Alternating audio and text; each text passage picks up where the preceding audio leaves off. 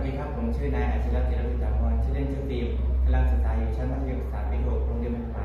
สำนักงานเขตพื้นที่การศึกษามัธยมศึกษาพังงาภูเก็ตระนองวันนี้จะมาบรรเลงเพลงแขกประเทศเขาครับ